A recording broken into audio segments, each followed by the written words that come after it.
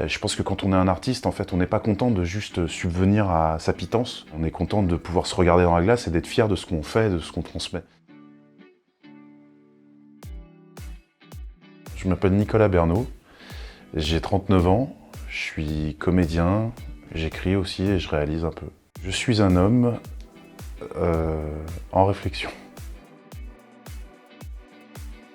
Je crois qu'en fait, je l'ai toujours été un peu sans m'en rendre compte. Mon père était comédien, mes parents faisaient du théâtre quand j'étais gamin, donc j'ai vraiment grandi sur les fauteuils en feutrine rouge des cours de théâtre de mes parents. Et pendant longtemps, je me suis persuadé que je voulais faire des métiers plus raisonnables, entre guillemets, mais je me suis rendu compte très rapidement que toutes mes vocations, toutes mes envies naissaient de films que j'avais vus. Il y avait un truc comme ça où j'avais une empathie telle pour les personnages que je voyais dans les films, que j'avais envie de faire le métier qu'ils faisaient dans le film. Et donc à force de me rendre compte de ça, je me suis dit bah non, en fait c'est peut-être comédien que je veux faire. J'avais 6 ans, j'étais dans un petit restaurant de quartier dans lequel mes parents avaient leurs habitudes. Je me sentais bien dans ce restaurant parce que la patronne nous connaissait très bien et on pouvait passer derrière le comptoir, tellement on était parmi les proches, quoi. Et donc une fois par mois, on allait manger au restaurant là, donc c'était un peu fête. On est sur la fin du repas et tout, et puis on voit passer un gros camion de pompiers, mais vraiment le gros camion avec la grosse échelle, celui qui nous fait rêver quand on est enfant. Et on voit un défilé comme ça de police et de camions de pompiers, et on se dit entre nous, mes parents disent ah, il y en a, ils vont pas rigoler ce soir. Et puis on finit notre repas, on salue donc la patronne, et puis on monte cette pente qui nous amenait jusqu'à notre appartement. Et en fait, les pompiers, c'était pour chez nous, et notre appartement a entièrement brûlé. C'était un sentiment très particulier, c'est-à-dire que j'étais dans un endroit qui était ce restaurant qui me réconfortait, qui me protégeait, et je me suis rendu compte à 6 ans que du jour au lendemain, tout peut basculer comme ça, qu'on peut tout perdre. Et j'ai vu vraiment ça en regardant mes parents, en fait, effrayés. Et à 6 ans, ça m'a marqué parce que je me suis dit, voilà, en fait, la sécurité, le confort, ça peut disparaître comme ça, quoi. Donc, un sentiment très bizarre de fragilité extrême et en même temps, on était encore plus solidaires entre nous dans la famille parce qu'on n'avait pas le choix, quoi. J'ai toujours rêvé de cinéma depuis que j'ai commencé ce métier, donc à 16 ans et demi. Le théâtre, effectivement, c'est très important pour moi. Là, j'en fais beaucoup moins, voire pas, et j'y reviendrai. En fait, j'ai toujours fait du théâtre et de l'audiovisuel, c'est-à-dire qu'avec mon meilleur ami, on écrivait et on tournait des courts-métrages. On avait une sorte de défi comme ça, de sortir quelque chose une fois par mois. Et Internet, c'est venu beaucoup plus tard, c'est venu au bout de 10-15 ans déjà de carrière. Ça a été une opportunité, je faisais du film d'entreprise, c'est-à-dire que je jouais dans des vidéos destinées aux entreprises. Et puis un jour, il y avait une mini web-série d'entreprises qui était en train de se monter. Et le réalisateur, c'était Slimane Baptiste Berroun, qui m'a auditionné, ça s'est bien passé. On a fait cette petite série. Il a parlé de moi à François Descraques. Et puis voilà, c'est comme ça que ça s'est fait. J'ai joué dans Les Opérateurs, coécrit par François et Slim. Et ça m'a permis de rencontrer toute cette bande de French Nerd, de Golden Moustache, de Studio Bagel. Et voilà, c'est comme ça que je suis rentré. Sur le dernier court-métrage que j'ai fait, je me suis mis dans les difficultés. C'est-à-dire avoir le rôle principal dans un film un peu exigeant pour le personnage et le réaliser en même temps. C'est pas facile parce qu'on a beau être comédien, avoir vécu le plateau, observé les réalisateurs. Il y a une grammaire, il y a un langage commun à trouver sur le plateau que j'avais pas forcément. Maintenant, c'est pas facile, mais c'est très enrichissant. Ça permet d'apprendre aussi des choses sur ce qu'on est comme acteur, sur ce qu'on est comme personne avec les autres, sur sa capacité à transmettre une idée, à transmettre une envie et à prendre des décisions rapidement. Voilà. Je trouve que c'est très formateur, peu importe si on en fait une carrière ou pas.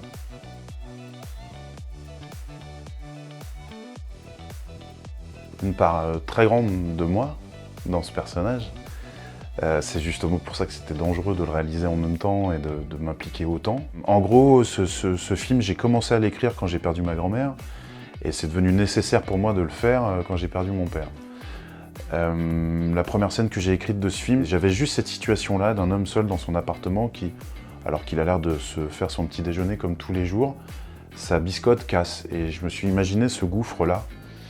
Et c'est à partir de ce gouffre-là que j'ai commencé à écrire. Et forcément, quand j'ai commencé l'écriture en filigrane, il y avait cette notion-là de la perte, de la rupture, de l'absence, mais je me rends compte que j'ai parlé de moi pas forcément comme une personne qui a perdu des proches, mais comme quelqu'un qui a vécu l'absence, qui a vécu la solitude très fort et à des moments de la vie où ça marque.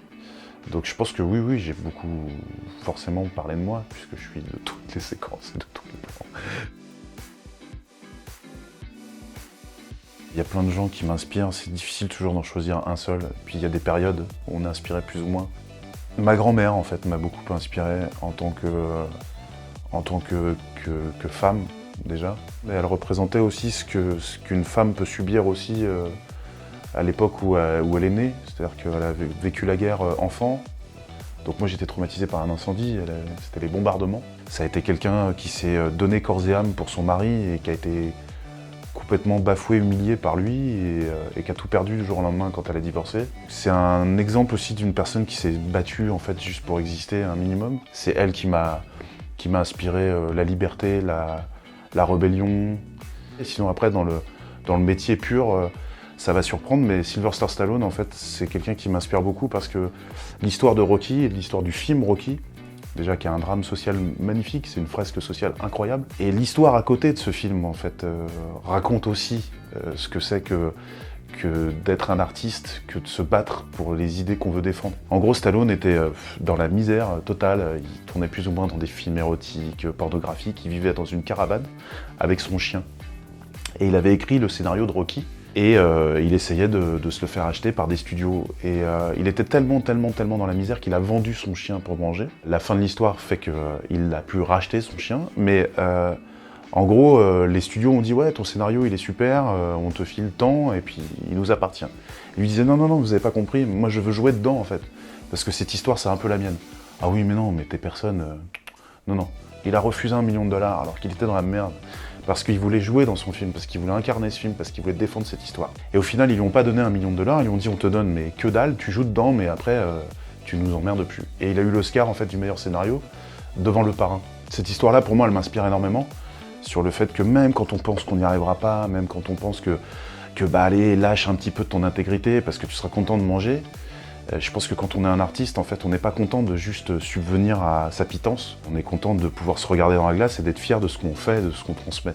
Et Stallone, pour moi, est un exemple là-dessus, parce que peu importe ensuite les dérives de sa carrière ou quoi, c'est qu'il n'a pas lâché et il a fait Rocky, qui est encore un sujet, un film emblématique, en fait, de ce que c'est que le combat. J'aimerais rendre ce monde moins pudique sur ses sentiments, moins pudique sur nos peurs, moins pudique sur toutes ces choses-là. J'ai l'impression que justement, on se sent obligé d'incarner ce que la société attend de nous. Et j'aimerais beaucoup qu'on puisse s'accorder la possibilité de dire j'y arrive pas, j'ai peur, j'ai besoin d'aide. Et je me connais pas, est-ce que toi tu me connais mieux que je me connais? D'être moins pudique sur les sentiments et les craintes qu'on peut avoir pour mieux se connaître en fait. Je crois que j'arrive plus à être fier des autres que d'être fier de moi. J'ai un rapport particulier avec ce terme de fierté. Il peut être utilisé de manière assez dangereuse. La fierté pour moi implique qu'on a été acteur de ce pourquoi on est fier. Et je sais pas, je suis content de ce que je fais. Fier, j'en sais rien. Je sais pas. Peut-être... ouais. Non, sur ça, je sais pas. Je sais pas. L'indifférence, l'incapacité à au moins voir le monde qui nous entoure, même si on ne peut pas calmer tous les maux du monde, mais au moins savoir qu'ils existent. Je pense que oui, l'indifférence me met très en colère. Ouais. Qu'est-ce qui me passionne? La passion des autres.